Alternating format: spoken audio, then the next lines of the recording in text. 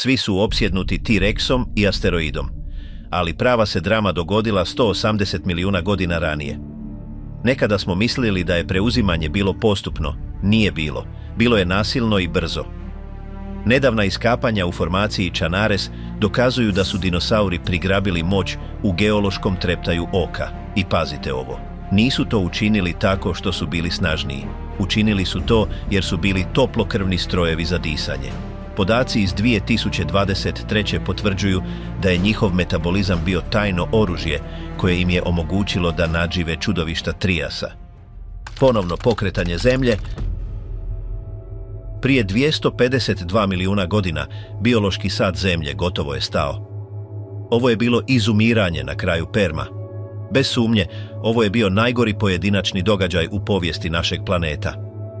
Zbog njega, asteroid koji je izbrisao dinosaure izgleda kao manji sudar automobila. U onome što je danas Sibir, otvorile su se goleme vulkanske pukotine nazvane Sibirske trape. One nisu samo eruptirale, krvarile su lavu stotinama tisuća godina. Govorimo o dovoljno lave da prekrije cijele kontinentalne Sjedinjene Američke Države slojem stijene dubokim 1 milju. Ali lava nije bila glavni problem. Plin je bio.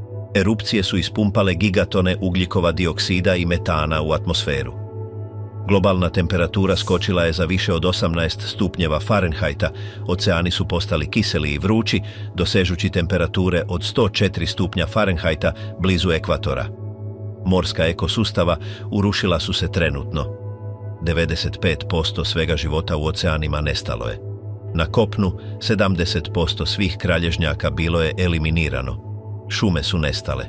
Planet je bio sveden na prostranu, tihu pustoš gljiva i pepela. 10 milijuna godina Zemlja je bila mrtva zona. Ovo razdoblje naziva se praznina ugljena, jer nije ostalo čak ni dovoljno drveća da se stvore naslage ugljena. Bilo je to razdoblje oporavka toliko sporo da je život visio o niti. Ali stvar je u ovome. Evolucija voli vakuum. S odlaskom dominantnih gorgonopsida, golemih sabljastih protosisavaca, pozornica je bila prazna. Superkontinent Pangea protezao se od pola do pola, suha, sušna i brutalna kopnena masa. U tom surovom okruženju, blizu ekvatora, mala skupina gmazova nazvanih arhosauri počela se diverzificirati. Podijelili su se u 2 glavne loze. Jedna linija vodila je do krokodila. Druga linija vodila je do nečeg posve novog. Priroda je testirala 2 različita dizajna. Arhosauri krokodilske linije bili su teški, oklopljeni i hodali su na 4 noge s raširenim stavom. Bili su građeni za snagu. Arhosauri ptičje linije bili su građeni za agilnost. Razvili su jedinstvenu strukturu gležnja koja im je omogućila da uvuku noge ispod tijela. Ovo se čini kao mali detalj, ali promijenilo je sve. To je značilo da su mogli disati i trčati u isto vrijeme. Ovaj fiziološki trik postat će temelj carstva.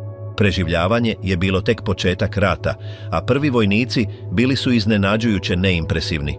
Premotajmo na prije 233 milijuna godina. Lokacija je formacija Ischigualasto u današnjoj Argentini. Paleontolozi ovo mjesto zovu Dolina Mjeseca. Ovo je nulta točka za dinastiju dinosaura. Klima je ovdje bila sezonska, ali surova, ispunjena poplavnim ravnicama i aktivnim vulkanima. U ovom opasnom krajoliku nalazimo prve prave dinosaure, a luda stvar je što su bili jadni. Uđite, Eoraptor. Ovo stvorenje bilo je dugo samo oko 3 stope i težilo je otprilike 22 funte. Izgledalo je kao mršavi gušter koji trči na stražnjim nogama. Bio je svejed, što znači da je jeo sve što je mogao pronaći: kukce, male guštere, paprati.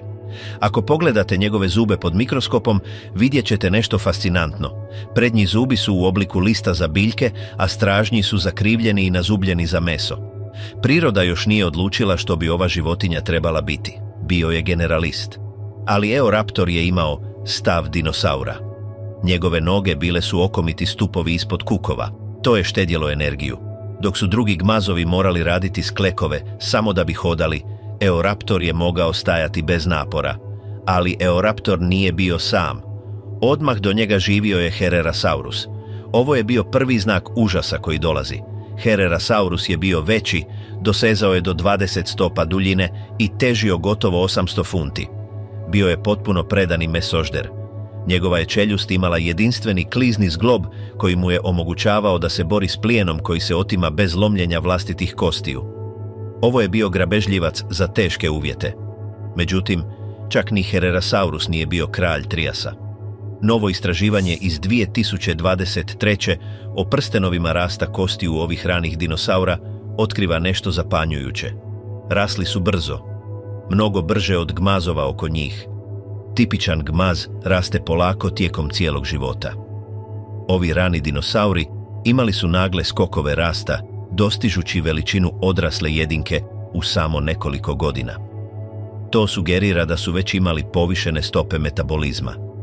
Nisu bili hladnokrvni tromi gušteri. Bili su toplokrvni motori koji troše energiju da bi rasli i kretali se. No unatoč tim prednostima i dalje su bili manjina. U ekosustavu Išigualasto dinosauri su činili samo oko 6% ukupne populacije životinja. Bili su rijetki, mali i živjeli su u sjeni. Bili su okruženi čudovištima koja su ih držala na dnu hranidbenog lanca. Lako je zaboraviti da dinosauri nisu odmah preuzeli krunu. 30 milijuna godina bili su građani drugog reda.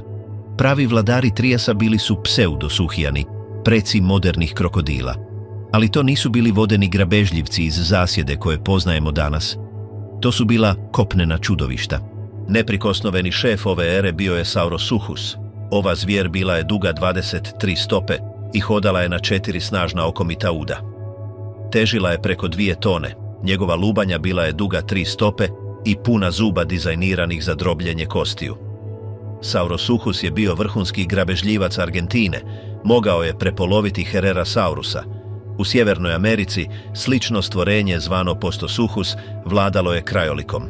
Postosuchus je bio dug 18 stopa i bio je toliko težak s prednje strane da se vjerojatno mogao uspraviti na 2 noge kako bi napao.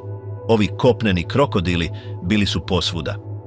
Bili su teško oklopljeni koštanim pločama nazvanim osteodermi, usađenim u njihovu kožu. Ovaj oklop djelovao je kao štit protiv ugriza i također je pomagao u skladištenju kalcija.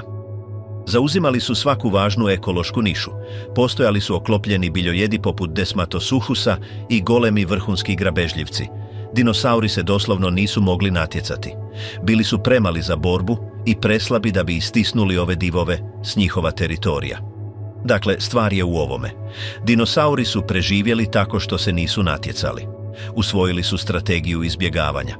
Dok su golemi pseudosuhijani dominirali tržištem krupne divljači, dinosauri su ostali mali i brzi. Lovili su kukce i male kralježnjake koje su divovi ignorirali. Koristili su svoju dvonožnu brzinu za bijeg. Bio je to pat položaj. Krokodili su držali moć, a dinosauri su držali brzinu. U normalnim uvjetima ova bi ravnoteža mogla trajati zauvijek. Dinosauri su mogli ostati mali strvinari nalik štakorima do kraja vremena. Ali planet je spremao neočekivani obrat koji nitko nije predvidio. Vrijeme se spremalo slomiti, a kiša je dolazila. Prije 232 milijuna godina, vulkani u onome što je danas zapadna Kanada, poznati kao velika magmatska provincija Vrangelija, počeli su eruptirati. To nisu bili kratki praskovi, neprestano su ispumpavali ugljikov dioksid u atmosferu.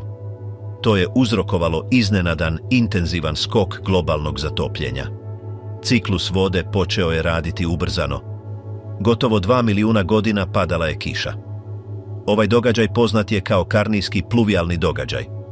Sušni, suhi krajolici Pangji pretvorili su se u vlažne tropske poplavne ravnice.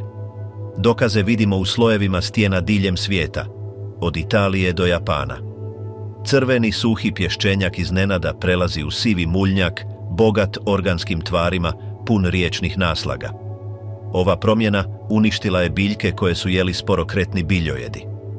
Sjemene paprati i žilava vegetacija suhog Triasa izumrli su. Na njihovu mjestu eksplodirale su bujne šume četinjača i cikasa. Tu je biologija dinosaura dala prednost. Kopneni krokodili i drugi arhaični gmazovi bili su specijalizirani za suha okruženja. Njihovi sustavi izlučivanja otpada štedjeli su vodu, a njihova teška tijela nisu bila prikladna za blatnjav, močvaran teren. Ali dinosauri, oni su bili spremni. Nova flora, visoki četinjači, zahtijevala je životinje koje mogu dosegnuti visoko. Dugi vratovi ranih sauropodomorfa, predaka dugovratih dinosaura, omogućili su im pristup ovom novom izvoru hrane. Što je još važnije, toplokrvni metabolizam dinosaura omogućio im je da se bolje nose s brzo promjenjivom klimom nego njihovi hladnokrvni krokodilski rođaci. U razmaku od samo nekoliko milijuna godina, što je treptaj u geološkom vremenu, ekosustavi su se preokrenuli. Do trenutka kada je kiša prestala, kopneni krokodili bili su u ozbiljnom padu. Njihov broj se srušio. Dinosauri, potaknuti novom vegetacijom i bez konkurenata, eksplodirali su u raznolikosti. Nisu pobjedili krokodile u bitci, nadživjeli su ih kroz klimatsku krizu. Ovo je bila prekretnica. Doba divova službeno je počelo i oni su odmah bacili pogled na nove teritorije. S obzirom na to da se klima stabilizirala, dinosauri su se počeli širiti prema sjeveru. 2023. istraživači koji su radili u formaciji Otis Chalk u Teksasu pronašli su ostatke iznimno ranih zajednica dinosaura koji dokazuju da se ova migracija dogodila brže nego što smo mislili. Ali najpoznatije nalazište iz ove ere je Ghost Ranch u Novom Meksiku. Ovdje nalazimo apsolutnu definiciju uspjeha dinosaura – Coelophysis. Coelophysis je bio uglađen grabežljivac dug 9 stopa. Težio je oko 50 funti, bio je lagan, šupljih kostiju i brz. Ali najstrašnija stvar kod Coelophysisa nije bila njegova veličina, bio je to njihov broj. Na Ghost Ranchu paleontolozi su pronašli tisuće kostura Coelophysisa isprepletenih zajedno. To nam govori nešto ključno. Živjeli su i lovili u golemim čoporima. Zamislite roj guštera od 50 funti koji se kreću poput jata pirana na kopnu. Ništa im se nije moglo suprotstaviti. Nova analiza očiju Coelophysisa sugerira da su imali izvrstan noćni vid. Vjerojatno su bili krepuskularni, loveći u zoru i sumrak. Također su bili oportunistički hranitelji. Godinama su znanstvenici mislili da su male kosti unutar želudaca odraslih Coelophysisa bebe njihove vlastite vrste. Nedavno je napredno skeniranje pokazalo da su to zapravo bili mali rođaci krokodila, ali poanta ostaje, jeli su sve. Do kasnog Triasa, prije oko 201 milijun godina, dinosauri su preuzeli svaki kontinent. Golemi dugovrati Plateosaurus gazio je Europom, dosežući duljinu od 33 stope i težeći 4 tone. Bile su to prve životinje koje su ikada brstile s vrhova drveća. Ekosustav se potpuno restrukturirao. Kopneni krokodili sada su bili izumrli ili potisnuti na rubove, prisiljeni u vodu gdje će njihovi potomci, moderni aligatori i krokodili, ostati. Ali taman kad su se dinosauri udobno smjestili, planet ih je ponovno odlučio pokušati eliminirati. Pangea, superkontinent, počela se raspadati. Atlantski ocean rođen je u vatri. Granica se spremala razbiti, stvarajući savršene uvjete za pojavu pravih čudovišta. Prijelaz iz razdoblja Triasa u Juru označen je još jednim događajem masovnog izumiranja, izumiranjem na granici Triasa i Jure. Srednjoatlantska magmatska provincija eruptirala je. Još jednom lava je tekla, a atmosfera se gušila u stakleničkim plinovima. Polovica vrsta na Zemlji je izumrla. Posljednji konkurenti dinosaurima bili su izbrisani. Dinosauri, koji su do tada izgledali otporni na sve, jedva da su trepnuli. Zapravo, iskoristili su ovu katastrofu da postanu veći. Mnogo veći. U ranoj Juri, novi tip dinosaura pojavio se u fosilnim zapisima Patagonije Bagualia alba. Pronađena nedavno i opisana 2020. ova životinja označava trenutak kada su sauropodi postali pravi divovi. Prije Bagualije dugovrati su bili skromne veličine. Ali tijekom ovog događaja izumiranja, vulkanska aktivnost uzrokovala je promjenu u biljnom svijetu. Meke, lisnate biljke su uginule, a preživjela su samo žilava, visokovlaknasta stabla. Da bi probavile ovu hranu niske kvalitete, životinje su trebale goleme spremnike za fermentaciju, ogromne želuce. Da biste smjestili ogroman želudac, trebate ogromno tijelo. Prirodna selekcija gurala je prema veličini. Bagualija je težila 10 tona. Imala je noge poput stupova i zube dizajnirane za grabljanje lišća s grana bez žvakanja. Gutali su kamenje, zvano gastroliti, kako bi mljeli hranu unutar svojih golemih crijeva. Ovo je bio nacrt za najveće kopnene životinje u povijesti. U isto vrijeme, grabežljivci su se nadograđivali. U formaciji Kajenta u Arizoni pojavio se Dilophosaurus. Zaboravite malog guštera koji pljuje iz filmova. Pravi Dilophosaurus bio je dug 23 stope i težio je gotovo tonu. Bio je vrhunski grabežljivac rane Sjeverne Amerike. Imao je dvostruku krestu na glavi, vjerojatno za pokazivanje radi privlačenja partnera ili zastrašivanja rivala. Njegove čeljusti bile su labavo povezane, što sugerira da je možda jeo ribu ili strvinu, kao i da je lovio. Bio je to prvi veliki teropod, koji je utro put čudovištima koja će uslijediti. Svijet je sada bio topao, mokar i podijeljen na dva golema kontinenta, Lauraziju na sjeveru i Gondvanu na jugu.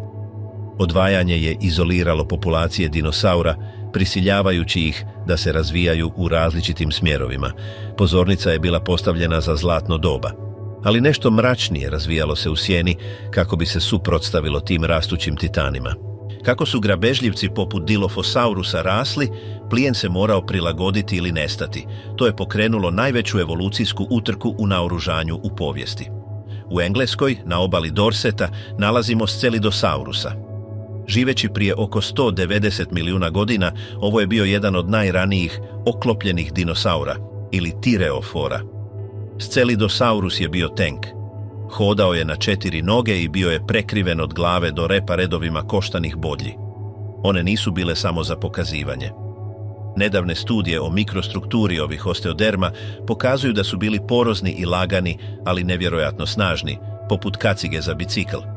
Ovo je bio pradjed Stegosaurusa i Ankylosaurusa. Logika je bila jednostavna. Ako ne možeš trčati, moraš biti neslomljiv. Ovaj evolucijski pritisak prisilio je grabežljivce da postanu pametniji i jači. Bio je to krug povratnih informacija. Deblji oklop doveo je do oštrijih zuba. Veći plijen doveo je do većih lovaca. Do prije 170 milijuna godina u srednjoj juri planovi tijela dinosaura bili su uspostavljeni. Sauropodi su bili teška mehanizacija, krčeći šume. Teropodi su bili precizni lovci, držeći populaciju pod kontrolom. Ornitišiji, biljojedi ptičjih kukova, bili su oklopljeni otpor. Ali postoji praznina u našem znanju. Paleontolozi to nazivaju praznina srednje jure. Fosili iz ovog specifičnog vremena su rijetki, međutim 2024. nove ekspedicije u Kini i Južnoj Americi počele su popunjavati te praznine. Ono što su pronašli bilo je šokantno. Raznolikost je već bila tamo.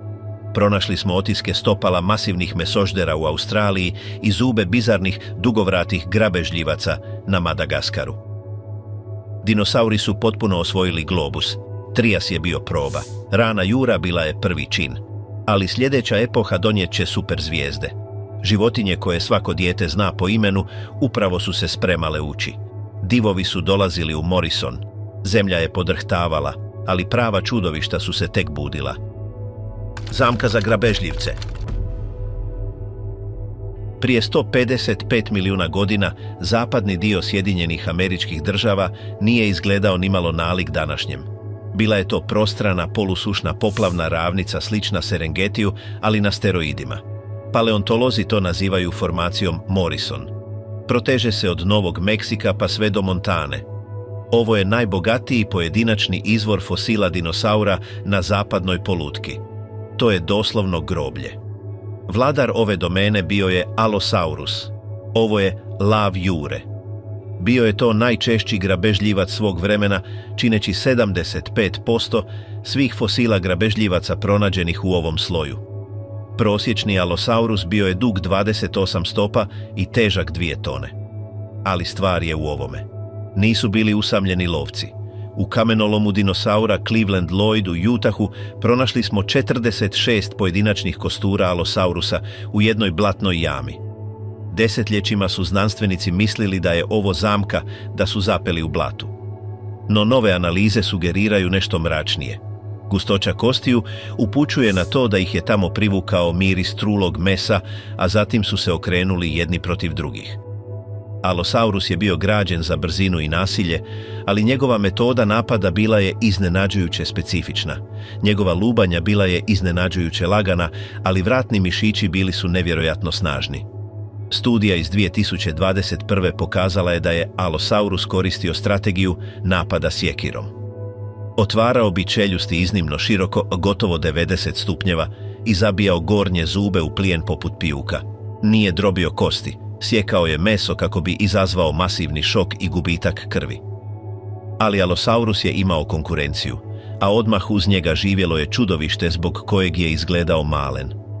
Torvosaurus je bio grubijan jure, dosezao je 35 stopa i težio gotovo 5 tona. Dok je Alosaurus bio okretan, Torvosaurus je bio tenk. Zubi su mu bili debeli i nazubljeni, dizajnirani da probijaju kralješke, a tu je bio i Saurophaganax. Ovo je gospodar žderača guštera.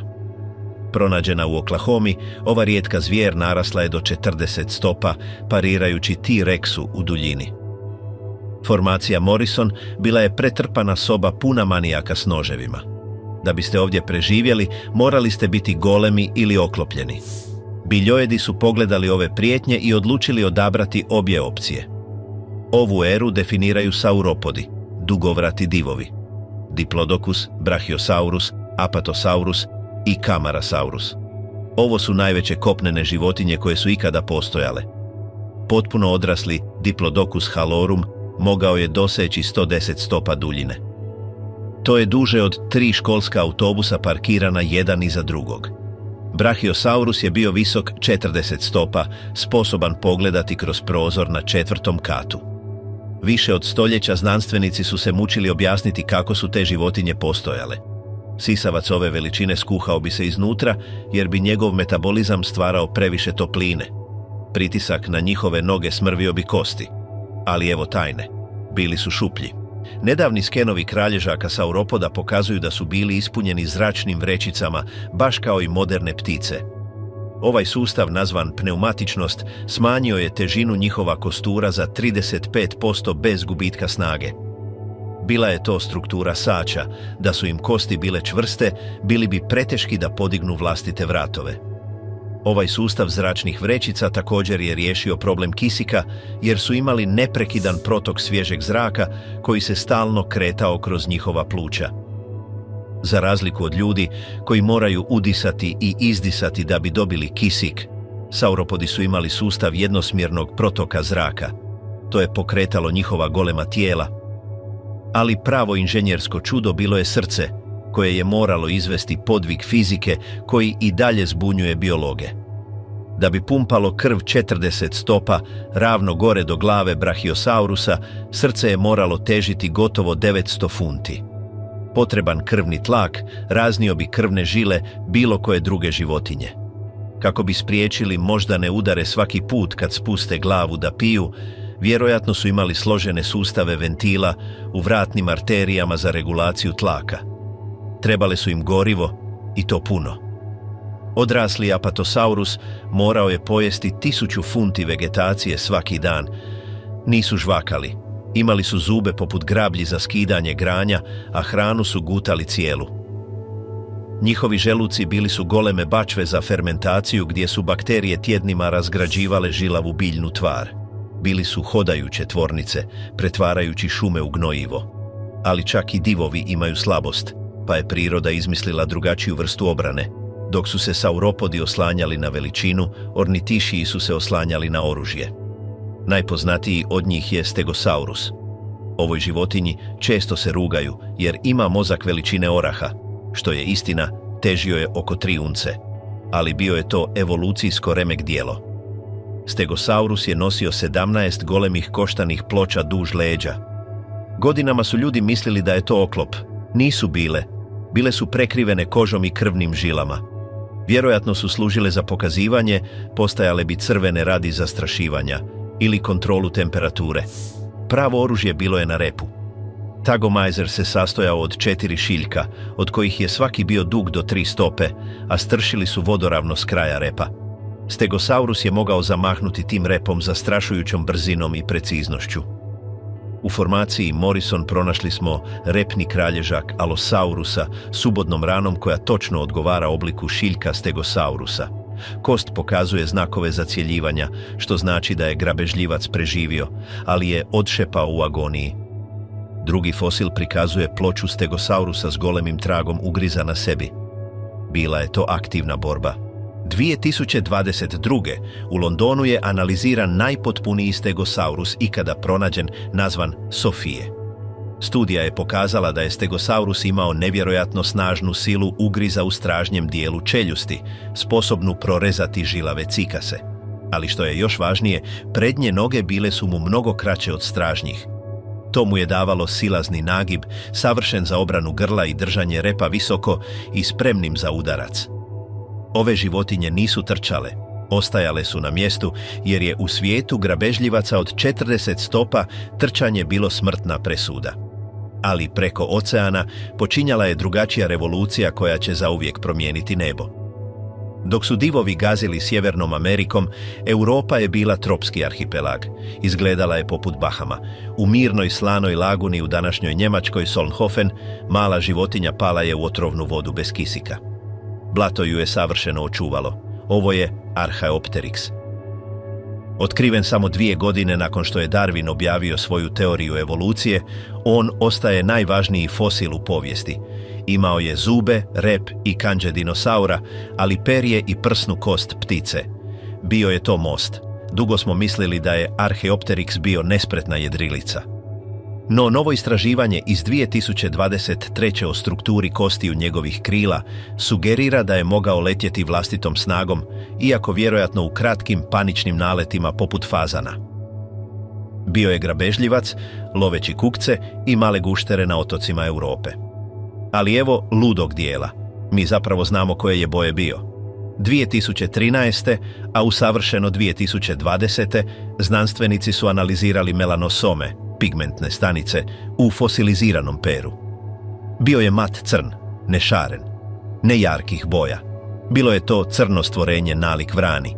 Ovo otkriće dokazalo je da perje nije evoluiralo za let, već za nešto sasvim drugo. Evoluiralo je za izolaciju. Preci Archaeopteryxa trčali su uokolo s dinopaperjem milijunima godina ranije kako bi ostali topli.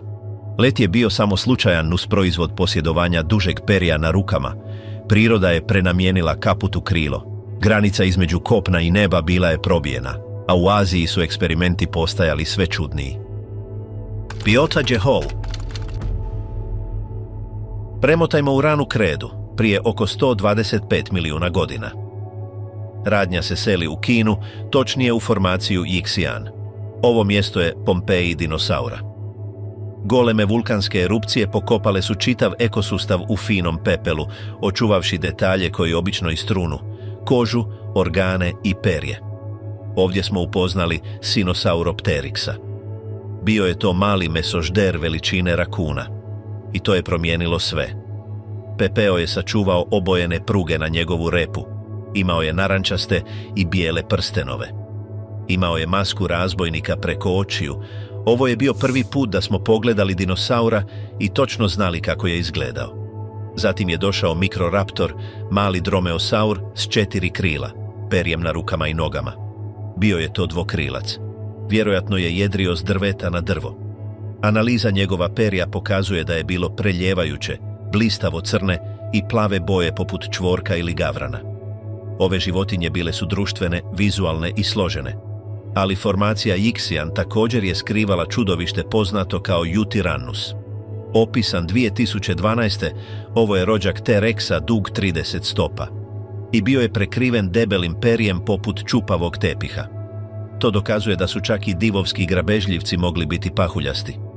Živio je u hladnoj, umjerenoj klimi, a perje ga je grijalo. Slika ljuskavog, gmazovskog čudovišta bila je mrtva. Stvarnost je bio svijet divovskih, grabljivih ptica. No u Americi raptori su postajali ozbiljni i strašni. U ranoj kredi Utaha, formacija Cedar Mountain, okoliš se mijenjao. Postajalo je sve suše i razvila se nova noćna mora. Ovo je Utah raptor. Zaboravite filmska čudovišta. Ovo je prava stvar. Utahraptor je bio dug 23 stope i težak 1500 funti. Bio je veličine grizlija.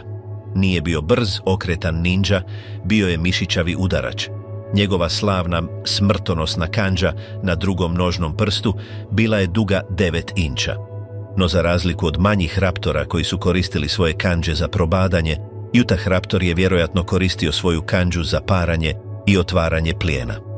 Njegove kosti nogu bile su nevjerojatno debele, dizajnirane da apsorbiraju udarac ritanja masivnog plijena. U otkriću na mjestu zvanom Styx Quarry, paleontolozi su pronašli blok pješčenjaka od 9 tona prepun kostura Utahraptora. Bio je jedan odrasli, 4 mlada i 1 beba. Svi su bili pokopani zajedno u živom pijesku, ali nisu bili sami. S njima je bio pokopan i iguanodon. Ovo je neoboriv dokaz za lov u čoporu. Dokazi sugeriraju da je obiteljska jedinica lovila biljojeda, zapela u blatu i zajedno stradala. To upućuje na složeno društveno ponašanje. Pazili su jedni na druge. Koordinirali su se. S Utahraptorom je živjela Gastonija, ankilosaur građen poput sprave za mučenje. Imala je šiljke koji su stršili iz njezina vrata, bokova i repa. Imala je čvrsti koštani štit preko kukova. Čitavo njezino postojanje bilo je odgovor na Utahraptora. Niste mogli ugristi Gastoniju, a da se ne ubodete. Ova dinamika, teškaški hrvač raptor protiv hodajućeg kaktusa, definirala je ranu kredu Sjeverne Amerike. Bila je to brutalna borba izbliza. No kontinenti su se udaljavali, stvarajući nove izolirane svjetove. Kako je kreda napredovala, Pangea je bila povijest. Južna Amerika se odvojila od Afrike. Ova izolacija značila je da su se dinosauri na različitim kontinentima počeli razvijati u vrlo različite oblike. U Europi i Sjevernoj Africi pojavila se čudna skupina zvana Spinosauridi. U Engleskoj nalazimo Baryonyxa. Otkrivena u glinenoj jami, ova životinja imala je dugu njušku nalik krokodilskoj i golemu kukastu kandžu na palcu. Unutar njegova želuca znanstvenici su pronašli riblje ljuske nagrižene kiselinom. Ovo je bila revolucija jer su dinosauri prodirali u vodu. Baryonyx je bio specijalist. Stajao je na obali rijeke hvatajući ribu poput grizlija. Ova loza na kraju će dovesti do čudovišta Spinosaurusa u Egiptu, ali za sada su eksperimentirali s poluvodenim načinom života. U Africi je razdvajanje stvorilo jedinstven ekosustav. Rani oblici Karkarodontosaura, guštera sa zubima morskog psa, počeli su se uzdizati. Oni će s vremenom postati najveći mesožderi koji su ikada hodali zemljom, veći čak i od T-Rexa. Izolacija Afrike pretvorila ju je u laboratorij za divove. U međuvremenu, u Južnoj Americi, sauropodi su postajali još veći. Pojavljivali su se titanosauri. Oni će s vremenom zasjeniti divove jure. Pozornica je bila postavljena za posljednje, najekstremnije poglavlje povijesti dinosaura. Zlatno doba jure je završavalo. Klima se zagrijavala. Razina mora je rasla, stvarajući zapadni unutarnji morski put koji će podijeliti Sjevernu Ameriku na pola. Svijet je postajao tropski, opasniji i rascjepkaniji. Kralj se spremao roditi, a doći će s najneočekivanijeg mjesta. Svijet je gorio i u pepelu sjevera tiranin je uzimao svoj prvi dah. Najkrvavije doba Afrike. Prije 95 milijuna godina Sjeverna Afrika nije bila pustinja, već prostrani sustav močvara mangrova i golemih riječnih delta poznat kao grupa Kem-Kem, koji se smatra najopasnijim mjestom koje je ikada postojalo na Zemlji. U većini ekosustava imate piramidu, puno biljaka, manje biljojeda i vrlo malo grabežljivaca. U Kem-Kemu piramida je bila preokrenuta. Fosili pokazuju ogroman broj vrhunskih grabežljivaca koji žive jedni uz druge. Kako? Zato što su podijelili resurse. Vladar kopna bio je Carcharodontosaurus saharichus.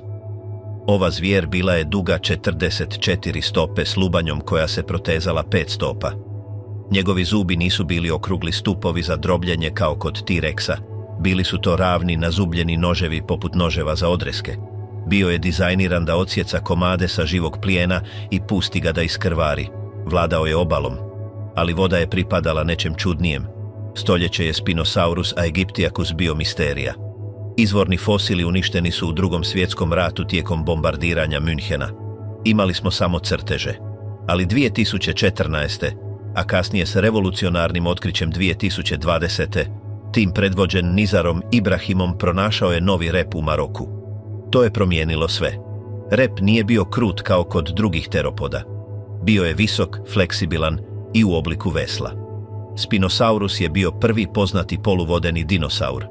Bio je dug 50 stopa, duži od T-Rexa, ali je imao kratke stražnje noge i guste kosti kako bi mu pomogle pri uranjanju.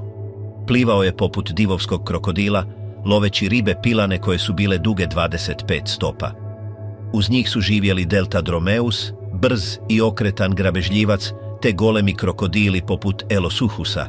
Ovaj ekosustav bio je ekspres lonac. Ako biste zakoračili u vodu, Spinosaurus bi vas dohvatio. Ako biste ostali na kopnu, Carcharodontosaurus bi vas dohvatio. Sigurnosti nije bilo. Ali dok su močvare Afrike bile pretrpane, ravnice Južne Amerike uzgajale su nešto još veće. Dok je Afrika bila močvara, Južna Amerika je postajala sušan krajolik i ovdje su Carcharodontosauri dosegli svoj apsolutni vrhunac. Uđite, Giganotosaurus carolinii. Otkrivena u Argentini 90-ih, ova životinja izazvala je T-Rexa za titulu kralja. Bila je duga otprilike 43 do 45 stopa i težila oko 8 do 9 tona. Ali evo kajk. Bio je građen potpuno drugačije od T-Rexa. Giganotosaurus je bio vitak. Imao je 3 kandže na svakoj ruci. Njegova lubanja bila je duga i uska. Studija iz 2022. usporedila je sile ugriza. T-Rex je mogao drobiti kosti s 12.000 funti pritiska. Giganotosaurus je mogao postići samo otprilike 6.000 funti. Nije bio drobilica kostiju. Bio je rezač mesa. Lovio je titanosure, goleme dugovrate dinosaure poput Argentinosaurusa. Argentinosaurus je trenutni rekorder kao najveća kopnena životinja svih vremena. Govorimo o životinji dugoj 115 stopa i teškoj do 100 tona. Jedan kralježak visok je 5 stopa. Da biste srušili nešto ovako veliko, ne možete to učiniti sami. To nas dovodi do Mapusaurusa. U bliskom srodstvu s Giganotosaurusom, ovi grabežljivci uginuli su zajedno u skupini od 7 jedinki. Ovo je rijedak dokaz društvenog ponašanja. Vjerojatno su radili zajedno kako bi izolirali bolesnog ili mladog titanosaura, grizući ga satima ili danima dok se ne bi srušio od iscrpljenosti. To je bilo ponašanje kopnenog morskog psa. No unatoč svojoj veličini, ovi divovi bili su osuđeni na propast. Prije otprilike 90 milijuna godina, događaj globalnog zatopljenja ponovno je promijenio klimu. Veliki titanosauri počeli su opadati, a s nestankom njihova izvora hrane, Carcharodontosauri su nestali. Izumrli su. Južna polutka je utihnula. Ali dok su divovi vladali jugom, budući kralj skrivao se na sjeveru, čekajući svoj red. Dok su divovi sa zubima poput morskog psa vladali jugom, preci T-Rexa živjeli su u Sjevernoj Americi kao grabežljivci drugog reda, ponašajući se kao šakali krede. 2019. paleontolozi u Utahu objavili su otkriće Moros intrepidusa. Ovaj sićušni tiranin živio je prije 96 milijuna godina. Bio je visok samo 3 ili 4 stope u kuku i težak kao jelen. Bio je brz, okretan i imao je karakteristične osjetilne sustave tiranosaura, sjajan njuh, sjajan vid, ali ništa od te veličine. 15 milijuna godina ovi mini tirani živjeli su u sjeni sjevernoameričkog diva, Siac mekerorum. Siac je bio Carcharodontosaur, dug 30 stopa, koji je držao tiranosaure pod kontrolom. Dokle god je Siac bio u blizini, tiranosauri nisu mogli rasti. Bili su ekološki potisnuti. Ali kada se ekosustav promijenio i Carcharodontosauri izumrli u Sjevernoj Americi, prijestolje je ostalo prazno. Tiranosauri nisu gubili vrijeme. U geološkom treptaju, oko 10 milijuna godina, eksplodirali su u veličini. Zadržali su svoje prilagodbe za brzinu, duge cjevanice i arktotatarzalno stopalo, gdje je srednja kost nožnog prsta stisnuta pri vrhu kako bi apsorbirala šok. Zadržali su svoje velike mozgove. Samo su sve povećali. Prešli su od morosa, veličine jelena, do 30 stopa dugog litronaksa u južnom Utahu. Litronax je imao binokularni vid, oči su mu bile okrenute prema naprijed, što mu je davalo percepciju dubine. Stariji divovi poput Giganotosaurusa imali su oči sa strane glave. Tiranosauri su evoluirali u precizne lovce. Mijenjali su zube za rezanje, za šiljke, za drobljenje. Gradili su vrhunsko oružje. Zemlja je bila opasna, ali voda je bila mjesto gdje se čak ni dinosauri nisu usuđivali kročiti. Tijekom kasne krede niste mogli pješačiti od New Yorka do Kalifornije, jer je Sjeverna Amerika bila presječena na pola golemom vodenom masom zvanom Zapadni unutarnji morski put. Ovo nije bio teritorij dinosaura, ovo je bila domena mozasaura. Tilosaurus je ovdje bio kralj. Rastući do 45 stopa duljine, bio je to morski gmaz srodan varanima. Imao je drugi red zuba na nepcu kako bi zgrabio sklizak plijen. U Kansasu, koji je bio dno ovog oceana, nalazimo fosile Tilosaurusa s ostacima morskih pasa, riba, pa čak i ptica unutar njihovih želudaca. Ribe su također bile noćne more. Ksifaktinus je bila riba s licem buldoga duga otprilike 17 stopa. Imamo poznati fosil Ksifaktinusa koji je uginuo jer je pokušao progutati drugu ribu od 6 stopa cijelu, a plijen se pračkao unutar njegova želuca razdirući mu organe. Iznad valova nebo je bilo crno od pteranodona. To nisu bili dinosauri. Bili su to leteći gmazovi s rasponom krila od 20 stopa. Nisu imali zube. Hvatali su ribe s površine. Ali morski put učinio je nešto ključno za evoluciju dinosaura. Izolirao je populacije. Na zapadnoj strani, Laramidija, dinosauri su imali obilje prostora i zemlje. Na istočnoj strani, Apalakija, bili su izolirani na manjem otočnom kontinentu. Zbog toga nalazimo toliko poznatih dinosaura na zapadu, Utah, Montana, Alberta, i čudne primitivne na istoku, New Jersey. Morski put djelovao je kao barijera koja je prisilila brzu evoluciju na zapadu. Laramidija je postala tvornica vrsta. Far to the north, the challenge wasn't just predators, but a darkness that lasted for months. Nekada smo mislili da su dinosauri tropske životinje, ali otkrića u formaciji Prince Creek na Aljasci dokazala su da nismo u pravu, jer je u kasnoj kredi ova regija iskusila mjesece potpune tame. Tijekom zime sunce nije izlazilo 3 ili 4 mjeseca, temperatura se spustila blizu ledišta, pa ipak dinosauri su tamo cvjetali.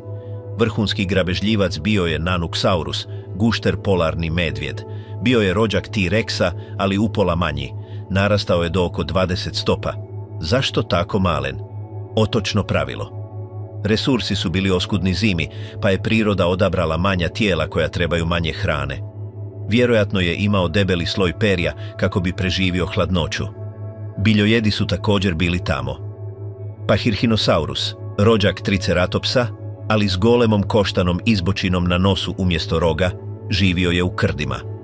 Kako su preživjeli tamo? Nisu migrirali. Analiza njihove mikrostrukture kostiju pokazuje da su ostajali cijele godine. Vjerojatno su jeli koru, žilave paprati i hibernirali ili ulazili u stanje torpora. Ali najbrojniji dinosaur tamo bio je Troodon. Na većini mjesta Troodon je rijedak. Na Aljasci ga ima posvuda. Zašto? Zato što je Troodon imao najveće oči u odnosu na veličinu tijela od bilo kojeg dinosaura. Bio je noćni lovac. Vječna noć arktičke zime bila je raj za njih. Vladali su tamom dok su drugi dinosauri spavali. To dokazuje, bez sumnje, da su dinosauri bili endotermni, toplokrvni. Hladnokrvni gmaz bi se potpuno smrznuo u zimi na Aljasci. Ove životinje su same proizvodile toplinu. U međuvremenu, u pustinjama Azije, pijesak je savršeno u vremenu čuvao trenutak nasilja. Mongolsko blago. Dok je Sjeverna Amerika bila mokra, Mongolija je bila suha pustinja, a formacija Đadohta čuva trenutak smrznut u vremenu prije otprilike 80 milijuna godina, gdje su dva dinosaura pokopana usred smrtonosne borbe. Ovo je poznati fosil dinosauri u borbi. Prikazuje Velociraptora mongoliensisa i Protoceratopsa. Velociraptor ima svoju smrtonosnu kandžu duboko zabijenu u vrat biljojeda. Protoceratops drži ruku raptora stegnutu u svom kljunu, drobeći kost. Poginuli su dok su se međusobno borili. Ovaj fosil potvrđuje da je kandža raptora doista bila ofenzivno oružje korišteno za probijanje vitalnih arterija. Također pokazuje da su biljojedi bili agresivni branitelji. Protoceratops je bio veličine svinje, s naborom i kljunom, te je bio ovca krede u pustinji Gobi. Ali najčudniji dinosaur u Aziji bio je Therizinosaurus. Godinama smo imali samo njegove ruke. Bile su duge 8 stopa s kandžama od 3 stope. Znanstvenici su mislili da je on super grabežljivac, ali kada su pronašli ostatak tijela, bio je to tromi biljojed s trbuhom. Therizinosaurus je bio terapeutski dinosaur. Koristio je te goleme kandže nalik onima Edvarda Škarorukog kako bi povlačio grane drveća, a ne za rezanje mesa. Bio je to panda napravljen od noćnih mora. To pokazuje koliko su dinosauri postajali specijalizirani. Evolucija je postajala eksperimentalna. Ali prije nego što dođemo do kraja, moramo razgovarati o stvorenju koje je pretke T-Rexa smatralo užinom. Prije nego što dođemo do kraja krede, moramo razgovarati o stvari koja je jela za doručak u obalnim močvarama Teksasa, Montane i Sjeverne Karoline. Ovo je bio Deinosuchus. Ovo je bio aligator koji je narastao do 35 ili 40 stopa duljine. Težio je otprilike 8 tona. Zubi su mu bili veličine banana i bili su otporni na drobljenje. Pronašli smo tragove ugriza Deinosuchusa na kostima Apalachiosaurusa, primitivnog tiranosaura, i Albertosaurusa. 2020. studija je ažurirala procjene veličine i potvrdila da je Deinosuchus imao zube veličine banana, sposobne drobiti oklope kornjača i kosti dinosaura podjednako. Bio je vrhunski grabežljivac vodenih puteva. Zamislite mladog tiranosaura kako dolazi na rub vode piti. Misli da je na vrhu hranidbenog lanca. Odjednom voda eksplodira. Deinosuchus ga zgrabi, odvuče ispod površine i izvede smrtonosni okret. To je bila svakodnevna stvarnost. Dinosauri su vladali kopnom, ali voda nikada nije bila sigurna. Kako je kasna kreda gurala prema oznaci od 66 milijuna godina, zapadni unutarnji morski put počeo je otjecati. Kontinenti su poprimali svoj moderni oblik. Klima se lagano hladila. Pozornica se čistila za završni čin. Raspršeni tiranosauri Laramidije upravo su trebali evoluirati u svoj konačni vrhunski oblik. Eksperimenti su bili gotovi. Priroda je odlučila o šampionu. Evolucija je bila potpuna i vrhunski stroj za eliminaciju je stigao, ali nije imao pojma da je stijena veličine Manhattana već bila na putu. Prije 68 milijuna godina zastor se podigao na završni čin ere Mezozoika u formaciji Hell Creek. Ova geološka formacija pokriva dijelove Montane, Sjeverne Dakote, Južne Dakote i Wyominga. Danas je to pustoš, suha, prašnjava i erodirana. Ali tada bila je to vlažna suptropska poplavna ravnica koja je uvelike nalikovala na Everglades na Floridi, pomiješan sa šumama sekvoja u Kaliforniji. Ovo nije bila tropska džungla. Bila je to šuma ispunjena visokim četinjačama, širokolisnim cvjetnicama i papratima. Zrak je bio gust od kisika. Godišnja doba su bila izražena. Postojala su vlažna i suha razdoblja. Bio je to savršen stroj za održavanje golemog biološkog života. Sama količina biomase ovdje bila je zapanjujuća. Najčešći dinosaur nije bio grabežljivac, bio je to triceratops. Zapravo 40% svih fosila dinosaura pronađenih u ovom sloju su triceratopsi.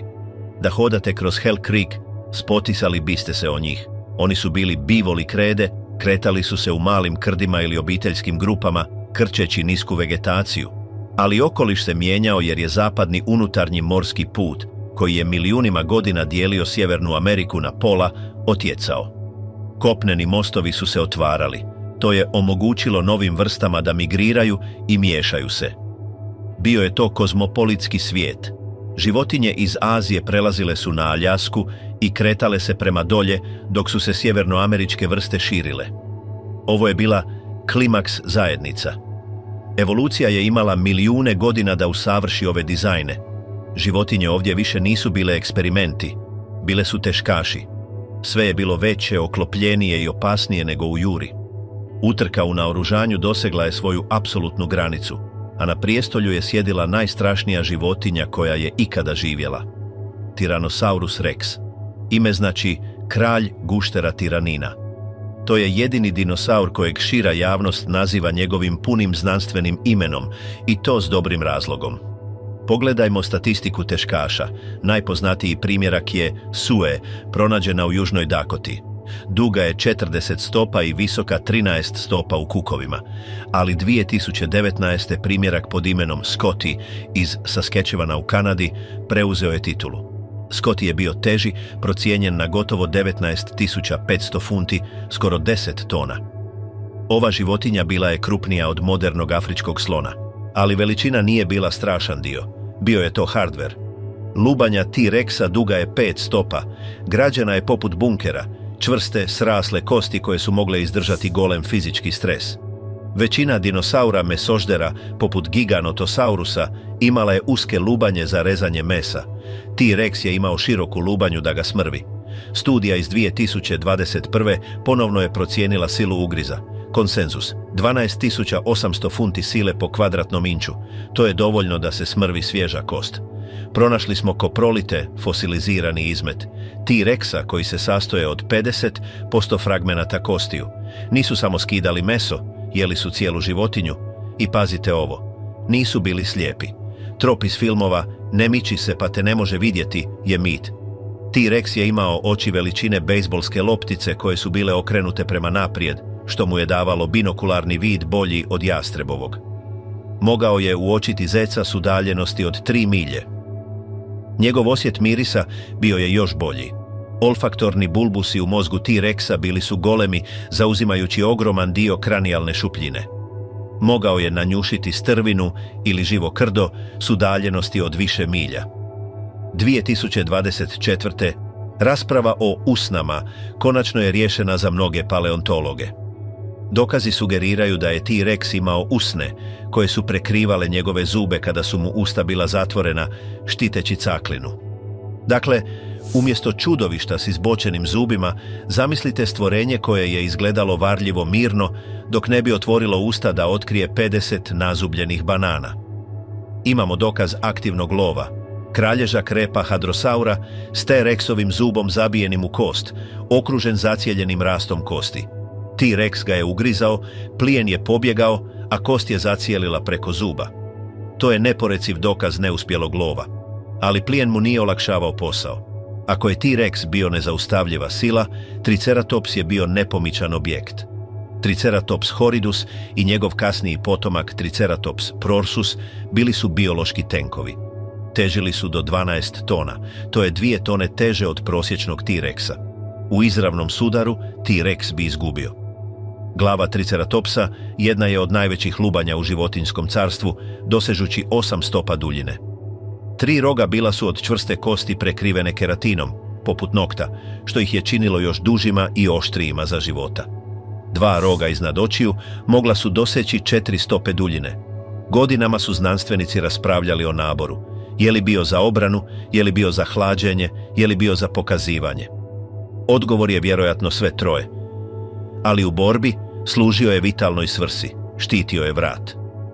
Vrat Triceratopsa bio je postavljen na kuglasti zglob, što mu je omogućavalo da okreće glavu brzinom munje. Mogao je držati te rogove usmjerene prema grabežljivcu bez obzira na to u kojem se smjeru on okrenuo. Imamo fosil poznat kao dinosauri u dvoboju, pronađen u Montani. To je T-Rex ili mladi Nanotiranus, ovisno o tome koga pitate, pokopan s Triceratopsom.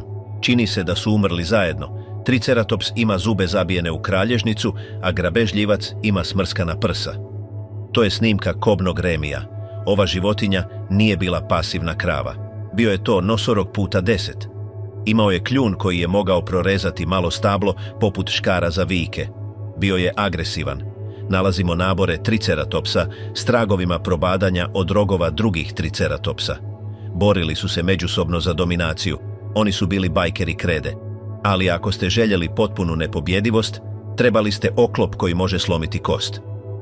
Uz T-Rexa živio je Ankylosaurus magniventris, apsolutni vrhunac oklopljene evolucije. Bio je dug 30 stopa, širok 6 stopa i nisko pri zemlji. Bio je prekriven od nosa do repa osteodermima, koštanim pločama sraslim u kožu. Čak su mu i kapci bili oklopljeni. Doslovno je imao koštane kapke koje je mogao zatvoriti kako bi zaštitio oči. Nije bilo meke točke. Niste ga mogli ugristi za grlo, niste ga mogli ugristi za leđa. A tu je bila i repna toljaga. To je bila golema kvrga srasle kosti teška preko 100 funti. Bila je povezana s repom krutim i s prepletenim kralješcima koji su djelovali kao ručka malja. Biomehanički modeli pokazuju da je Ankylosaurus mogao zamahnuti ovom toljagom brzinom od 40 milja na sat. Sila udara bila bi dovoljna da trenutno smrska tibiju, goljeničnu kost T-Rexa. T-Rex sa slomljenom nogom je mrtav T-Rex. Ne može loviti, umire od gladi.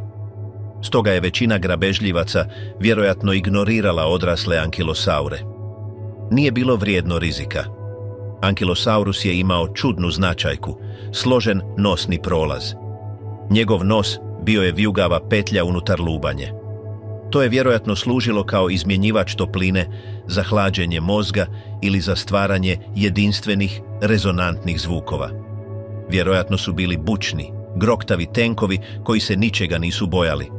Ali ekosustav je također bio ispunjen bizarnim životinjama koje prkose objašnjenju. Čudni Hell Creek. Desetljećima se formacija Hell Creek u Montani promatrala kroz vrlo uzak objektiv. Muzeji su željeli super zvijezde. Ako biste pronašli T-Rexa ili Triceratopsa, imali biste središnji izložak. Sve ostalo bila je samo pozadinska buka. To je stvorilo golemu slijepu pjegu u našem razumijevanju hranidbene mreže. Imali smo divove i sićušne guštere, ali nam je nedostajala srednja klasa. To se drastično promijenilo 2014. kada su znanstvenici napokon opisali stvorenje koje ih je godinama zbunjivalo – Anzu-Villiers. Mediji su ga odmah i točno prozvali piletom iz pakla. Ovo nije bio nadimak koji je olako dan. Anzu je bio oviraptorosauri, skupina teropoda nalik pticama, ali je bio građen u razmjerima noćne more. Visok 10 stopa u kuku i težak otprilike 500 do 600 funti, ova životinja nije bila puran. Bio je to biološki tenk prekriven perjem. Imao je bezubi kljun koji je vjerojatno mogao drobiti kosti, oštre kandže na rukama dizajnirane za hvatanje i visoku, koštanu krestu na glavi sličnu onoj kod današnjeg kazuara. Postojanje Anzua mijenja krajolik krede. Bio je svežder. To znači da nije jeo samo biljke. Jeo je jaja, male sisavce, guštere i vjerojatno mlade dinosaure. Popunio je ključnu nišu koju smo zanemarili. Bio je brz, čudan i vrlo prilagodljiv. On predstavlja složenost u ekosustavu koja dokazuje da dinosauri nisu stagnirali. Diverzificirali su se. Anzu je bio čudna, specijalizirana životinja koja je cvjetala u sjeni T-Rexa, dokazujući da je evolucija i dalje pomicala granice sve do samog kraja. Uz ovo divovsko ptičje čudovište živio je jedan od najpoznatijih, a ipak najpogrešnije shvaćenih dinosaura svih vremena – Pachycephalosaurus. Dinosaur koštane glave. Već stoljeće ga prikazujemo u umjetnosti i filmovima kako se ponaša poput muflona, stojeći na liticama i sudarajući se glavama punom brzinom. To stvara sjajnu sliku, ali fizika to ne podržava. Nedavna biomehanička analiza lubanje i vratnih kralježaka sugerira da bi izravan, brzi čeoni sudar vjerojatno eliminirao životinju. Struktura vrata vjerojatno nije mogla izdržati kompresijske sile od 2000 funti dinosaura koji se sudaraju. Nova teorija je daleko brutalnija, udaranje u bokove. Vjerojatno su stajali jedan uz drugoga i zamahivali svojim masivnim 9 inča debelim čvrstim koštanim kupolama u rebra onog drugog. Bila je to tučnjava, a ne viteški turnir. Ali prava kontroverza oko Pachycephalosaurusa pojavila se 2020. Uključuje dva druga dinosaura, Dracorexa i Stygimolocha. Dracorex ima ravnu glavu prekrivenu šiljcima i izgleda kao mitski zmaj. Stygimoloch ima malu kupolu i goleme šiljke. Pachycephalosaurus ima masivnu kupolu i sićušne kvržice.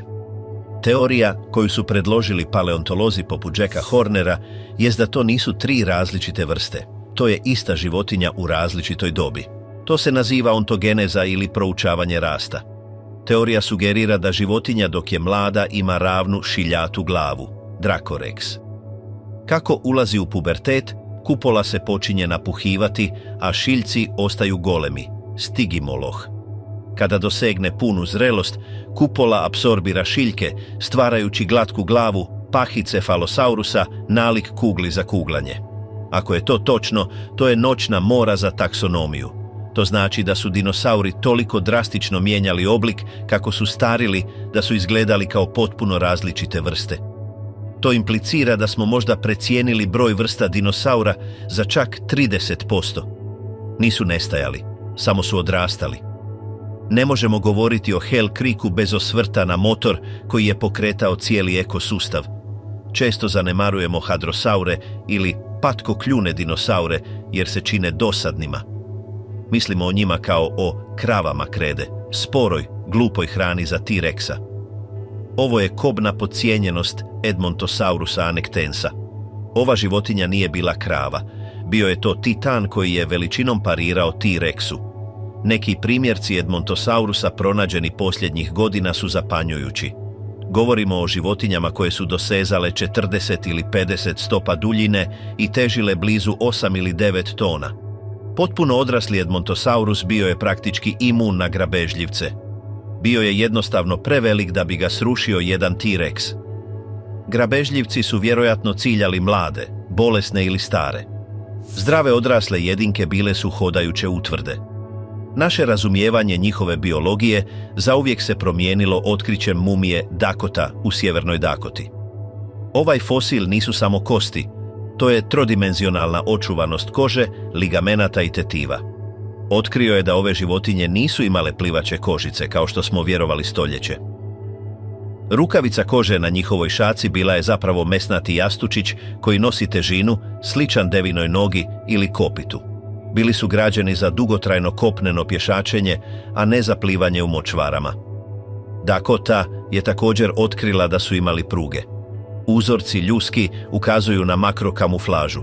Imali su mesnati greben na vrhu glave, poput pjetla, što se ne čuva u kosturima. To je vjerojatno bilo jarkih boja i korišteno za pokazivanje tijekom sezone parenja. Ali njihova prava snaga bila je u čeljustima. Posjedovali su zubne baterije s tisućama zuba koji su djelovali poput brusnih kotača. Mogli su prožvakati najtvrđe borove iglice, koru i četinjače. Bili su najučinkovitiji biljojedi koje je planet ikada vidio. Kretali su se u krdima od 1000 jedinki, oblikujući krajolik, gazeći šume u ravnice i stvarajući autoceste za druge životinje. Oni su bili gorivo koje je pokretalo carstvo T-Rexa. U paleontologiji postoji dugogodišnja rasprava. Jesu li dinosauri već izumirali prije udara asteroida? Je li specijalizirani ekosustav Hell Creeka bio krhak?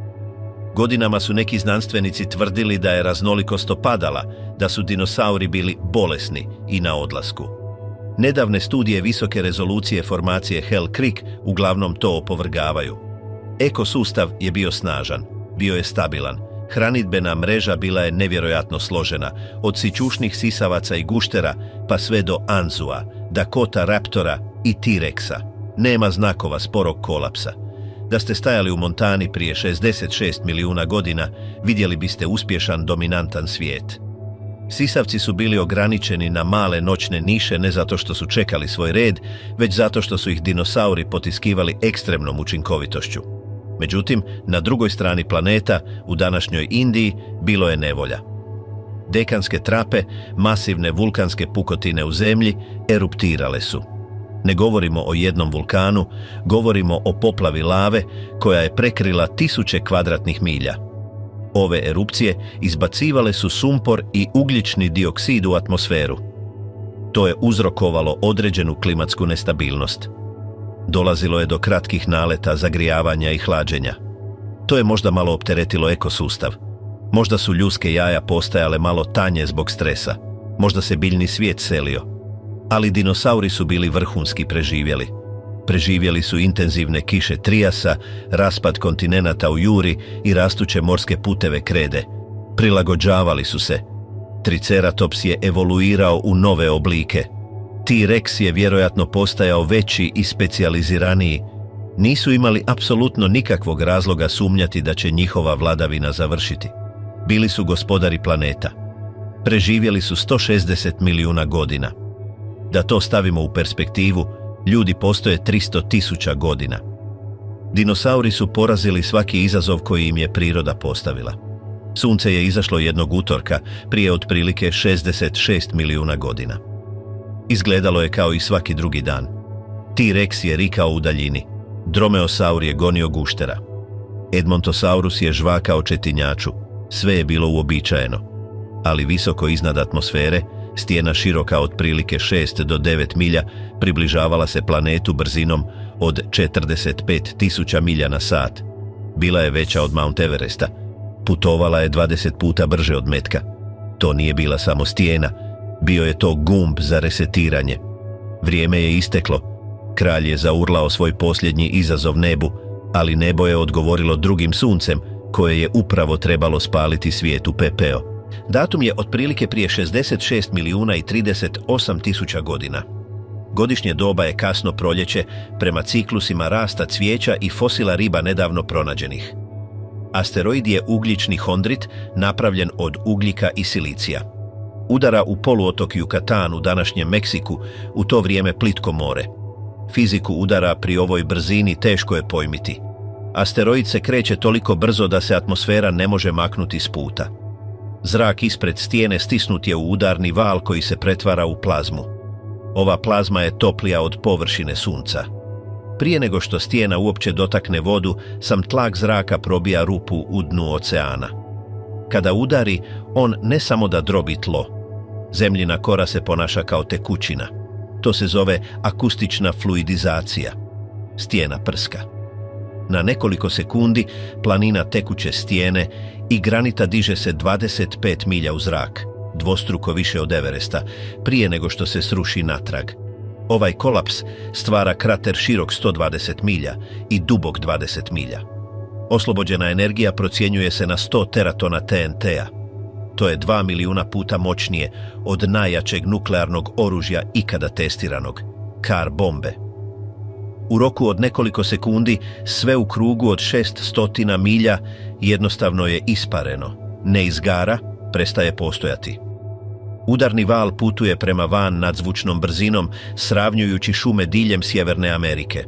Da ste stajali u Teksasu, otprilike 1000 milja daleko, bili biste oboreni s nogu i zaglušeni prije nego što biste bili spaljeni toplinskim zračenjem. Masivni potresi, magnitude 11 ili 12, šire se planetom. Tlo se miče poput oceana. Ovi potresi su toliko snažni da potiču vulkanske erupcije na drugoj strani svijeta u Indiji, ubacujući dekanske trape u 5. brzinu, ali trenutno čudovište bila je voda. Udar je generirao mega tsunami. Ne govorimo o valu od 100 stopa, govorimo o valu koji je u početku bio visok 3 milje. Kako se širio, ostao je visok stotinama stopa, čisteći obalu Sjeverne Amerike i jureći u unutrašnjost stotinama milja, brišući sve na svom putu. 15 godina tame. Požari o kojima smo raspravljali u prethodnom poglavlju na kraju su se ugasili, ali pravi mehanizam izumiranja tek je počinjao. Nije vrućina bila ta koja je eliminirala 3/4 planeta, bila je to hladnoća. Kada je asteroid udario u stijenu bogatu gipsom na poluotoku Yucatan, ispario je milijarde tona sumpora i anhidrita. To nije bila samo prašina. Bilo je to kemijsko oružje planetarnih razmjera.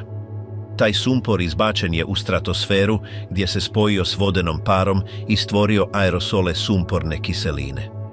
Ovi aerosoli djelovali su poput globalnog zrcala. Reflektirali su sunčevu svjetlost natrag u svemir prije nego što je mogla dotaknuti tlo. Računalni modeli klimatskih znanstvenika sugeriraju da je količina sunčeve svjetlosti koja dopire do površine pala na oko 1% normalne razine. Zamislite noć bez mjeseca koja traje 3 godine. U nekim regijama bilo je previše mračno da biste vidjeli vlastitu ruku ispred lica. Ova tama učinkovito je zaustavila fotosintezu diljem cijelog globusa. Biljke nisu samo prestale rasti, uvenule su i uginule. Primarni sustav proizvodnje energije na planetu bio je isključen. Pad temperature bio je trenutan i brutalan. Govorimo o padu od otprilike 45 do 50 stupnjeva Fahrenheita na kopnu u roku od nekoliko dana. Tropski, vlažni svijet krede, koji nije imao polarne ledene kape, odjednom je uronjen u duboko zamrzavanje. U unutrašnjosti kontinenata temperature su ostale ispod ledišta godinama, možda i desetljećima. To je ono što znanstvenici nazivaju udarna zima. To je isti teorijski model koji se koristi za predviđanje onoga što bi se dogodilo nakon globalnog nuklearnog rata. Dinosauri, koji su bili prilagođeni toploj, stabilnoj klimi, nisu imali evolucijsku obranu od temperatura ispod nule. Nisu imali debelo krzno. Nisu hibernirali u tradicionalnom smislu. Bili su izloženi i smrznuli su se do smrti u mraku. Dok se kopno smrzavalo, oceani su se pretvarali u grobnicu. Tama je eliminirala fitoplankton, mikroskopske biljke koje čine bazu morske hranidbene mreže. Kada je fitoplankton uginuo, zooplankton koji ga je jeo umro je od gladi. Zatim su male ribe gladovale. Zatim su amoniti gladovali. Kolaps se širio prema gore zastrašujućom brzinom. To je stvorilo ono što paleontolozi nazivaju oceanom doktora Strangelovea, termin nazvan po filmu, koji opisuje mrtvo more u kojem je kruženje hranjivih tvari potpuno stalo. Geološki zapis nam pokazuje da je masovno izumiranje u oceanima bilo vrlo selektivno. Ciljalo je na organizme koji su trebali kalcijev karbonat za izgradnju svojih ljuštura. Sjećate li se kiše sumporne kiseline? Padala je s neba godinama. To je zakiselilo gornje slojeve oceana. Kada pH vrijednost vode padne, mikroskopskom životu postaje kemijski nemoguće graditi ljušture. Njihovi zaštitni omotači doslovno su se otopili. To je izbrisalo vapnenački nanoplankton, što je srušilo ciklus ugljika. To objašnjava misterij mozasaura i pleziozaura. Ovi morski gmazovi od 50 stopa bili su vrhunski grabežljivci. Nisu umrli izravno od hladnoće ili kiseline. Umrli su jer je njihova trgovina hranom zatvorena. Mozasaur treba 100.000 kalorija dnevno da bi preživio. Kada se hranidbeni lanac urušio odozdo prema gore, jednostavno više nije bilo ničega za jelo. Okrenuli su se jedni protiv drugih, kanibalizirajući vlastitu vrstu, dok nije preostao nijedan.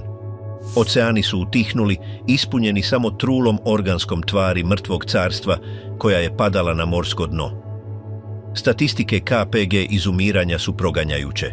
Otprilike 75% svih vrsta na zemlji bilo je izbrisano. Ali moramo pažljivo pogledati onih 25% koji su uspjeli.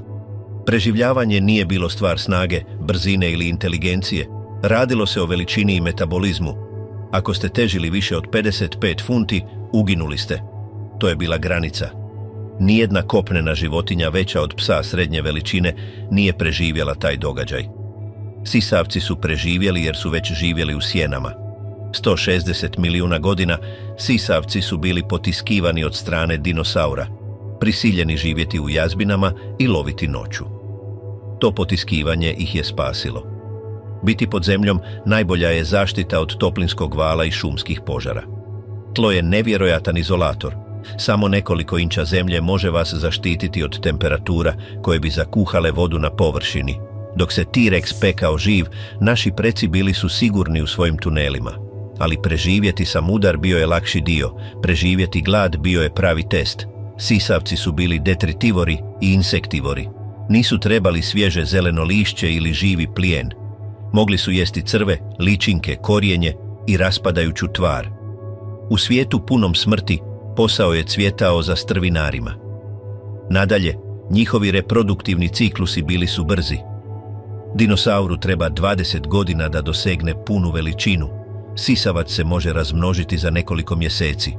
To je omogućilo njihovim populacijama da se brzo oporave unatoč visokim stopama smrtnosti. Preživljavanje krokodila i kornjača još je jedna fascinantna točka podataka.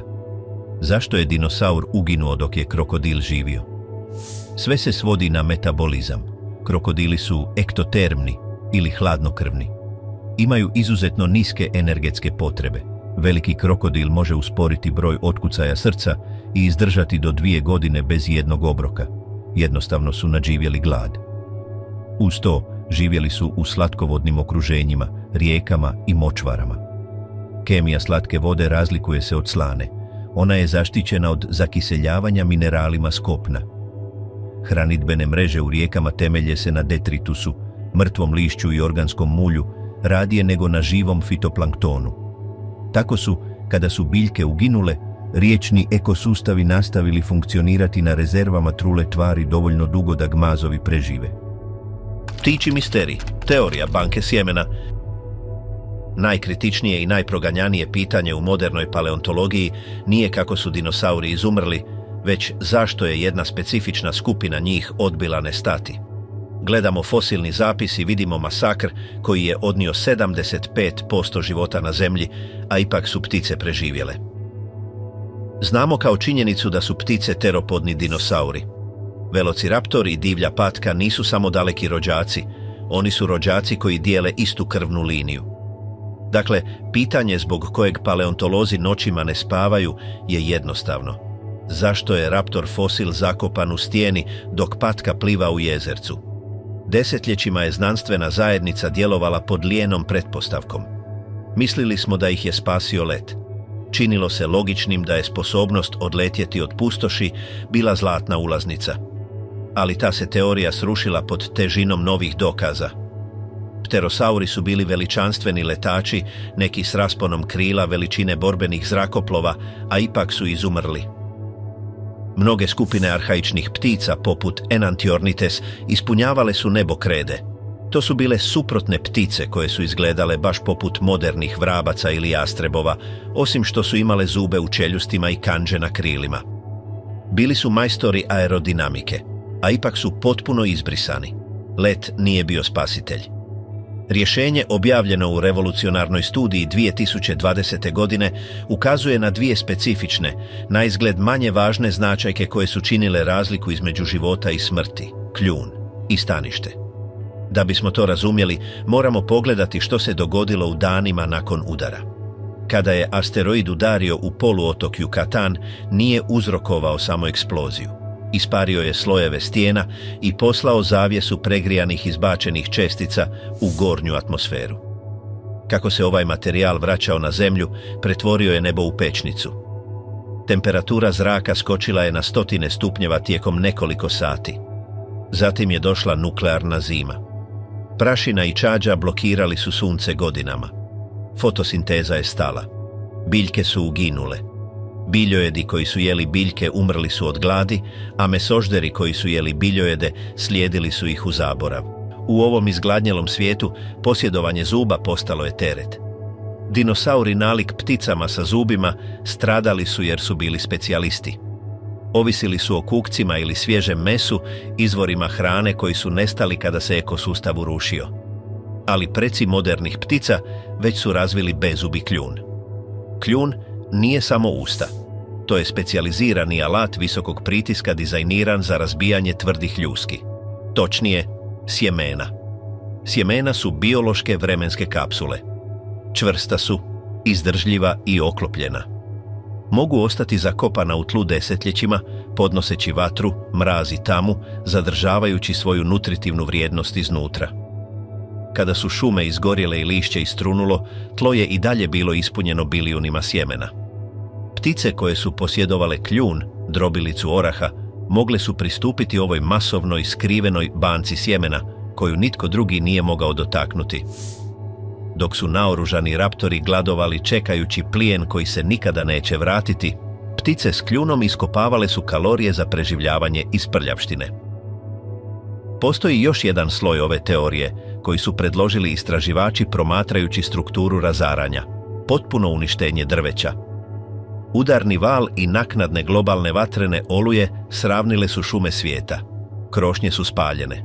To je značilo da su ptice koje žive na drveću, arborealne ptice, one koje su se specijalizirale za život, gnježđenje i lov na drveću, izgubile svoj dom. Ako živite na drvetu, a drveće izgori, nemate gdje spavati i nemate se gdje sakriti. Fosilni zapis potvrđuje da su loze arborealnih ptica nestale. Jedine ptice koje su preživjele bile su one koje žive na tlu, slične današnjim prepelicama, tinamujima ili kokošima. Svaka ptica koja je danas živa, od kolibrića do noja, potječe od tih nekoliko preživjelih koji su živjeli na tlu i jeli sjemenke, uspjevši se nekako snaći u pepelu. Trebali su im milijuni godina da ponovno nauče živjeti na drveću iz jednostavnog razloga što je samo drveće prvo moralo ponovno narasti. Kada se sunčeva svjetlost napokon probila kroz atmosferski smog nakon desetljeća ili dva tame, otkrila je planet koji je manje nalikovao Zemlji, a više pustopoljini na Marsu. Velike šume četinjača iz krede su nestale. Krajolik je bio siv, tih i neplodan, ali život je zastrašujuće otporan. Prvi organizam koji je kolonizirao ovaj mrtvi novi svijet bile su gljive. Vidimo masovni skok gljiva u fosilnim slojevima odmah nakon udara.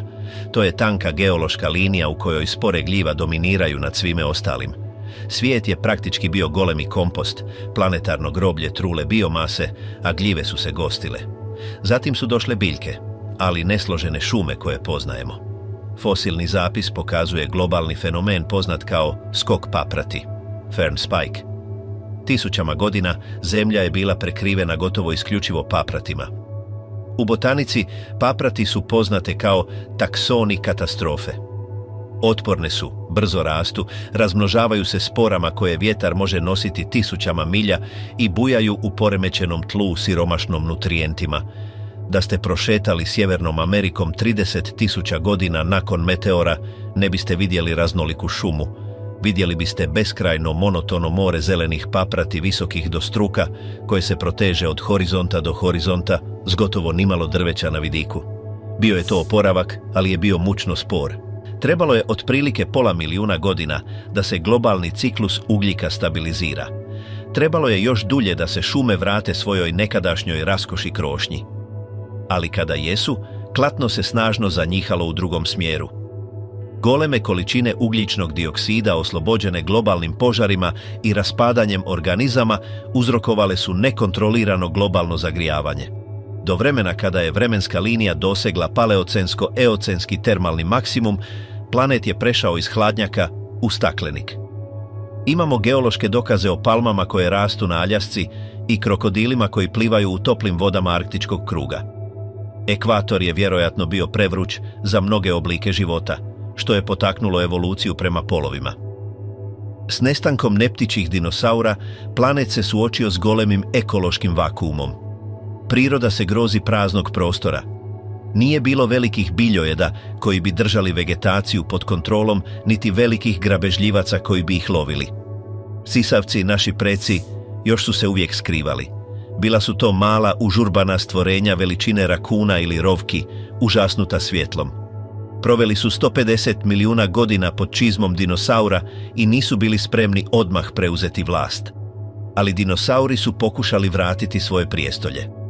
Često mislimo da je doba dinosaura završilo trenutno, ali to nije posve točno.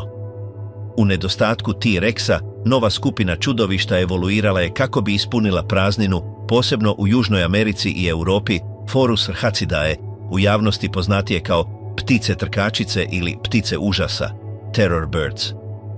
To nisu bile mirne ptice poput današnjih nojeva. Bili su to vrhunski grabežljivci koji su stajali do 10 stopa visoko i težili gotovo 1000 funti. Nisu letjeli, bili su snažno mišićavi i nevjerojatno brzi.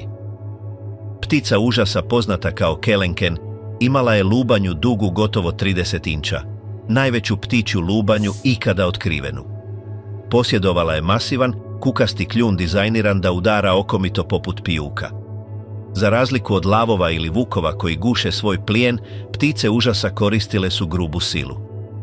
Lovile bi primitivne konje ili tobolčare i zabijale taj kljun u lubanju ili kralježnicu žrtve, trenutno drobeći kost. Milijunima godina tijekom paleocena i eocena sisavci su praktički bili na jelovniku. Ptice užasa dokazuju da je tjelesni plan dinosaura još uvijek bio superioran za dominaciju na kopnu. Sisavci su preživjeli ovo doba samo zato što su bili neuhvatljivi, brzo se razmnožavali i ostajali izvan dohvata. Bila je to zastrašujuća evolucijska utrka u naoružanju i dugo se činilo da će ptice pobijediti i vratiti sat natrag u kredu. U gustim, sparnim džunglama današnje Kolumbije, visoke globalne temperature omogućile su gmazovima da narastu do veličina koje prkose fizici. U formaciji Cerejón paleontolozi su otkrili fosile titanoboe. Bila je to zmija koja se protezala 42 do 45 stopa u duljinu i težila više od tone. Da to stavimo u perspektivu, bila je duža od školskog autobusa i dovoljno teška da smrska automobil. Bila je to najveća zmija koja je ikada živjela. Bila je toliko masivna da je za doručak jela krokodile od 20 stopa, gutajući ih cijele. Titanoboa nam govori nešto ključno o klimi. Hladnokrvna zmija te veličine termodinamički je nemoguća u našem današnjem svijetu. Trebaju joj visoke temperature okoline, vjerojatno oko 90 stupnjeva Fahrenheita u prosjeku, samo da bi pokretala svoj metabolizam. Svijet nakon udara bio je zemlja divova rođenih iz vrućine. Ipak na kraju su sisavci pobijedili u ratu. Kako se klima počela hladiti tijekom milijuna godina i guste tropske šume su se otvorile u travnjake i savane, prednost se pomaknula. Ptice užasa bile su grabežljivci iz zasjede kojima je bio potreban zaklon. Mučile su se u otvorenim ravnicama. Sisavci su postali pametniji, društveniji i prilagodljiviji. Evoluirali su u megafaunu, divovske kopnene ljenivce, vunaste mamute i na kraju primate, koji će postati mi. Ali vladavina ptica užasa služi kao ponizni podsjetnik da naša dominacija nije bila zajamčena. Za dlaku smo izbjegli da postanemo ptičja hrana. Moramo odmah razbiti uobičajenu lingvističku zabludu. Često čujete ljude kako kažu da ptice potječu od dinosaura. To je biološki aljkavo i zavaravajuće. Ptice jesu dinosauri. U strogom sustavu biološke klasifikacije zvanom kladistika nikada ne prestajete biti ono što su bili vaši preci. Ljudi su primati, sisavci i kralježnjaci. Nismo prestali biti sisavci kada smo izumili kotač. Na isti način, ptice su maniraptorni teropodni dinosauri. Kada pogledate kroz prozor kuhinje i vidite vrapca kako skakuće po ogradi, gledate u visoko specijaliziranog, smanjenog velociraptora. Ovo nije pjesnička slika, to je tvrda anatomska činjenica. Pogledajmo hardver. Ako tranširate piletinu za večeru, pronaći ćete furculu ili prsni koš, jadac. Pronašli smo tu istu kost u prsima T-rexa. To je značajka dinosaura. Nadalje, ptica ima jedinstven respiratorni sustav visokih performansi. Za razliku od sisavaca koji udišu i izdišu koristeći dijafragmu, miješajući stari zrak s novim, ptice imaju sustav fiksnih pluća i zračnih vrećica koje prodiru u njihove šuplje kosti. To omogućuje kontinuirani, jednosmjerni protok svježeg kisika, čineći ih nevjerojatno učinkovitima. Zbog toga guska može letjeti preko Himalaje na visinama, gdje bi čovjeku trebala maska s kisikom da preživi. Paleontolozi su pronašli kralješke T-rexa i vratne kosti sauropoda s točno takvim šupljim džepovima za te zračne vrećice. Kralj guštera tiranina disao je poput goluba. Imao je motor s prednabijanjem koji mu je omogućavao da progoni plijen bez da ostane bez daha. Pronašli smo uzorke jantara i sitno zrnate fosile koji čuvaju perje dinosaura u izvrsnim detaljima. Ono nije služilo samo za let. Let je došao mnogo kasnije. Izvorno, perje je služilo za izolaciju i pokazivanje. Mnogi dinosauri za koje smo odrasli misleći da su ljuskava čudovišta zapravo su bili krzneni. Velociraptor je vjerojatno izgledao više kao divovski jastreb koji trči po zemlji, nego kao gušteroliko stvorenje koje vidite u filmovima. Otkrili smo dinosaura po imenu Yutyrannus, rođaka T-rexa dugog 30 stopa, koji je bio prekriven debelim slojem čupavog perja jer je živio u hladnijoj klimi.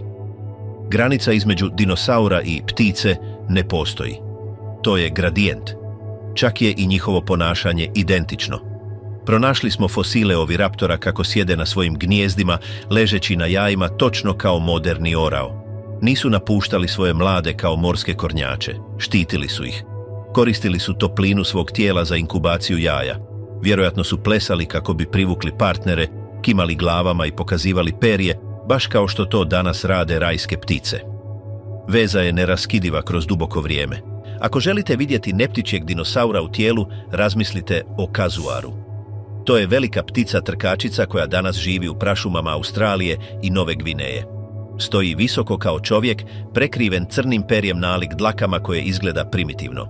Na glavi nosi kacigu, kaske, koštani šlem prekriven keratinom, o čijoj se svrsi još uvijek raspravlja, ali najstrašnija značajka su mu stopala. Unutarnji nožni prst nosi 5 inča dugu kandžu nalik bodežu. Ako iznervirate kazuara, on vas neće kljucati. On će skočiti i udariti nogom prema naprijed, koristeći tu kandžu da raspori prijetnju. Agresivan je, teritorijalan i primitivan. On je u osnovi raptor koji je preživio asteroid i nastavio živjeti. On predstavlja izravnu liniju od 180 milijuna godina evolucije grabežljivaca, neprekinutu apokalipsom. Dakle, je li asteroid eliminirao dinosaure? Ne. To je laž koju govorimo djeci kako bi povijest izgledala jednostavno. Eliminirao je velike dinosaure. Eliminirao je one koji se nisu mogli prilagoditi. Obrezao je stablo života nasilno i neselektivno, ali ga nije iskorijenio. Loza se nastavila. Danas na Zemlji postoji otprilike 6000 vrsta sisavaca. Mislimo da smo mi gospodari, ali postoji preko 10.000 vrsta ptica. One zauzimaju svako okruženje, od zaleđenih antarktičkih ledenih ploča do užarene Sahare, od otvorenog oceana do središta naših gradova. Prema broju vrsta, statistički još uvijek živimo u dobu dinosaura. Oni su samo promijenili strategiju. Zamijenili su masivnu veličinu za let, a teške zube za učinkovite kljunove. Preživjeli su vulkane dekanskih trapa. Preživjeli su nasilno cijepanje superkontinenta Panđi. I preživjeli su udar stijene široke 6 milja, koja je pogodila planet brzinom od 40.000 milja na sat snagom milijardi atomskih bombi. Oni su, bez trunke sumnje, najveća priča o preživljavanju u povijesti života na ovom planetu.